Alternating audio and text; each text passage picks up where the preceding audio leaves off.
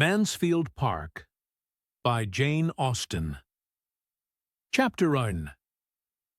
About 30 years ago, Miss Maria Ward of Huntingdon, with only £7,000, had the good luck to captivate Sir Thomas Bertram of Mansfield Park in the county of Northampton. She was thereby raised to the rank of a baronet's lady, with all the comforts and consequences of a handsome house and large income. All Huntingdon exclaimed on the greatness of the match, and her uncle, the lawyer himself, allowed her to be at least £3,000 short of any equitable claim to it. She had two sisters to be benefited by her elevation, and such of their acquaintance as thought Miss Ward and Miss Frances quite as handsome as Miss Maria did not scruple to predict their marrying with almost equal advantage. But there certainly are not so many men of large fortune in the world as there are pretty women to deserve them. Miss Ward, at the end of half a dozen years, found herself obliged to be attached to the Reverend Mr. Norris, a friend of her brother-in-law, with scarcely any private fortune. And Miss Frances fared yet worse. Miss Ward's match, indeed, when it came to the point, was not contemptible. Sir Thomas, being happily able to give his friend an income in the living of Mansfield, ensured that Mr. and Mrs. Norris began their career of conjugal felicity with very little less than 1,000 a year. But Miss Frances married, in the common phrase, to disoblige her family, and by fixing on a lieutenant of marines without education, fortune, or connections, did it very thoroughly. She could hardly have made a more untoward choice. Sir Thomas Bertram had influence, which, from principle as well as pride, and from a general wish of doing right, he would have been glad to exert for the advantage of Lady Bertram's sister. But her husband's profession was such as no influence could reach. And before Sir Thomas had time to devise any other method of assisting them, an absolute breach between the sisters had taken place. It was the natural result of the conduct of each party, and such as a very imprudent marriage almost always produces. To save herself from useless remonstrance, Mrs. Price never wrote to her family on the subject until she was actually married. Lady Bertram, who was a woman of very tranquil feelings, and a temper remarkably easy and indolent, would have contented herself with merely giving up her sister and thinking no more of the matter. But Mrs. Norris had a spirit of activity that could not be satisfied until she had written a long and angry letter to Fanny. In it, she pointed out the folly of her conduct and threatened her with all its possible ill consequences. Mrs. Price, in her turn, felt injured and angry. Her reply, filled with bitterness, did not spare either sister. She even made such disrespectful reflections on Sir Thomas's pride that Mrs. Norris could not possibly keep them to herself. This put an end to all intercourse between them for a considerable period.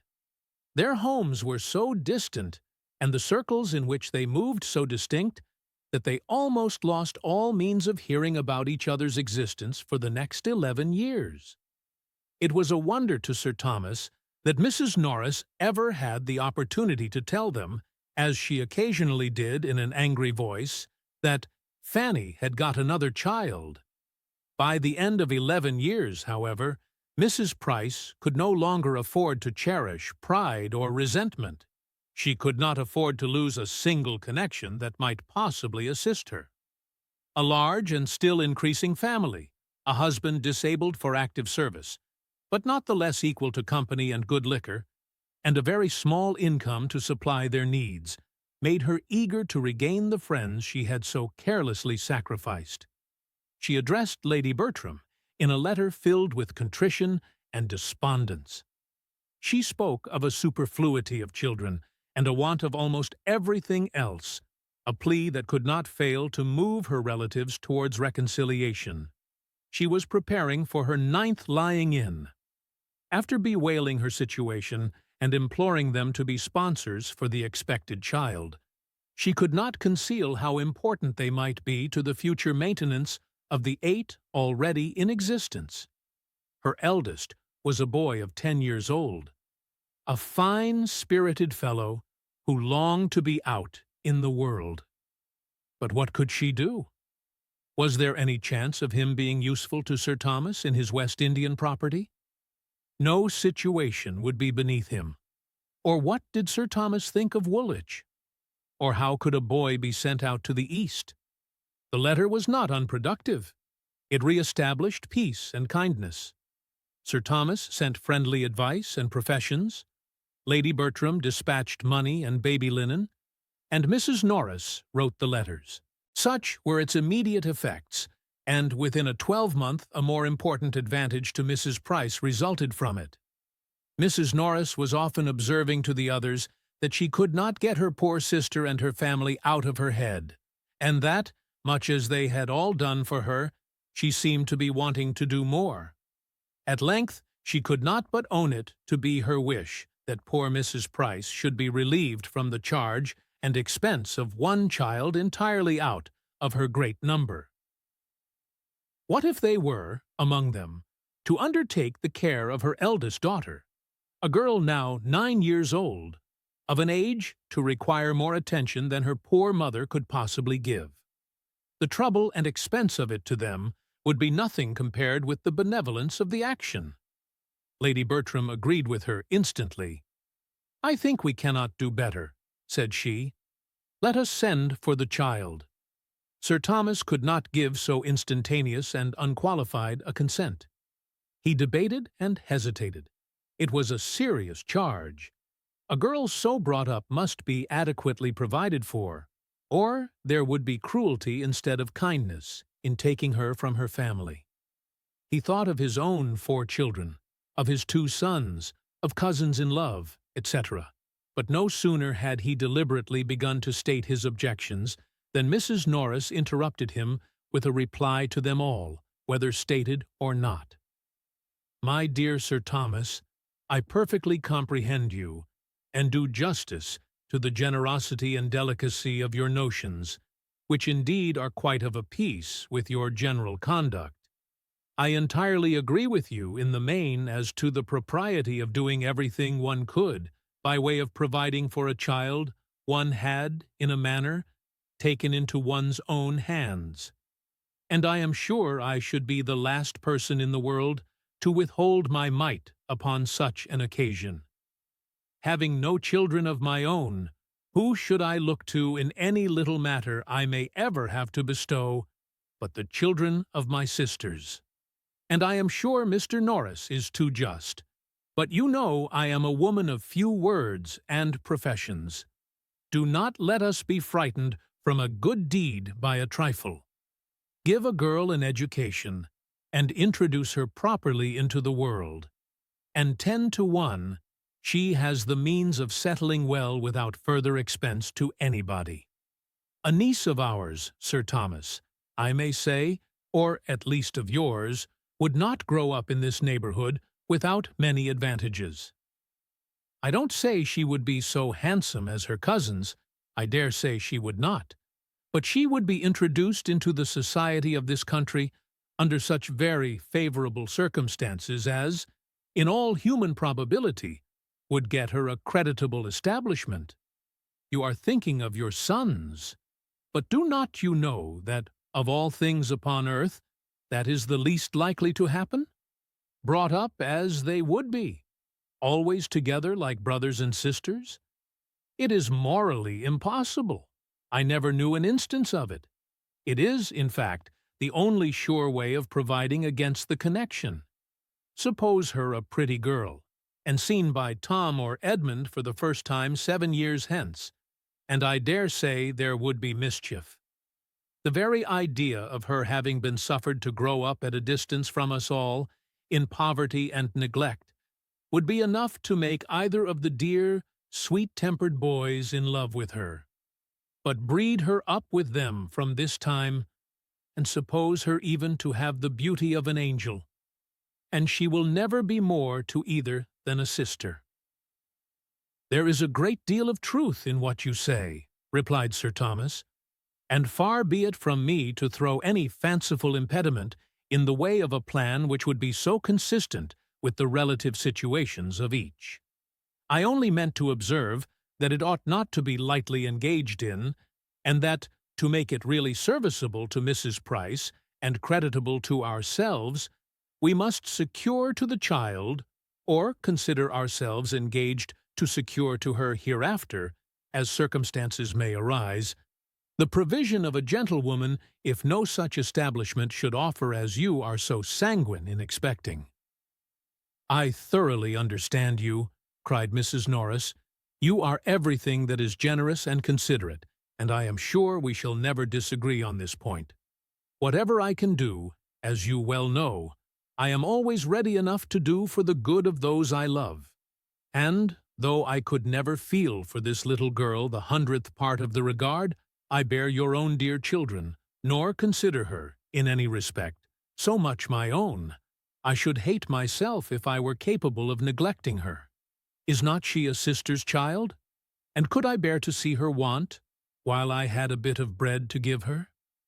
My dear Sir Thomas, with all my faults, I have a warm heart, and poor as I am, would rather deny myself the necessaries of life than do an ungenerous thing.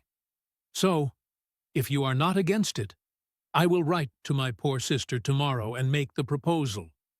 And as soon as matters are settled, I will engage to get the child to Mansfield. You shall have no trouble about it. My own trouble, you know, I never regard. I will send Nanny to London on purpose, and she may have a bed at her cousin the saddler's, and the child be appointed to meet her there. They may easily get her from Portsmouth to town by the coach, under the care of any creditable person that may chance to be going. I dare say there is always some reputable tradesman's wife or other going up.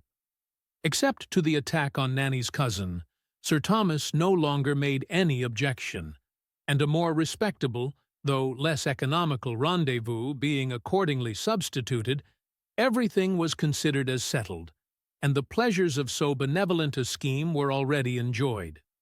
The division of gratifying sensations ought not, in strict justice, to have been equal, for Sir Thomas was fully resolved to be the real and consistent patron of the selected child, and Mrs. Norris had not the least intention of being at any expense whatever in her maintenance. As far as walking, talking, and contriving reached, she was thoroughly benevolent, and nobody knew better how to dictate liberality to others. But her love of money was equal to her love of directing, and she knew quite as well how to save her own as to spend that of her friends. Having married on a narrower income than she had been used to look forward to, she had from the first fancied a very strict line of economy necessary, and what was begun as a matter of prudence soon grew into a matter of choice, as an object of that needful solicitude which there were no children to supply.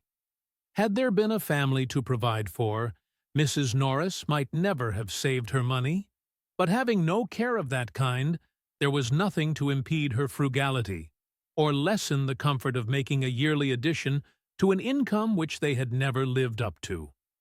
Under this infatuating principle, counteracted by no real affection for her sister, it was impossible for her to aim at more than the credit of projecting and arranging so expensive a charity, though perhaps she might so little know herself as to walk home to the parsonage, after this conversation, in the happy belief of being the most liberal-minded sister and aunt in the world. When the subject was brought forward again, her views were more fully explained, and, in reply to Lady Bertram's calm inquiry of, "Where shall the child come to first, sister, to you or to us?" Sir Thomas heard with some surprise that it would be totally out of Mrs. Norris's power to take any share in the personal charge of her.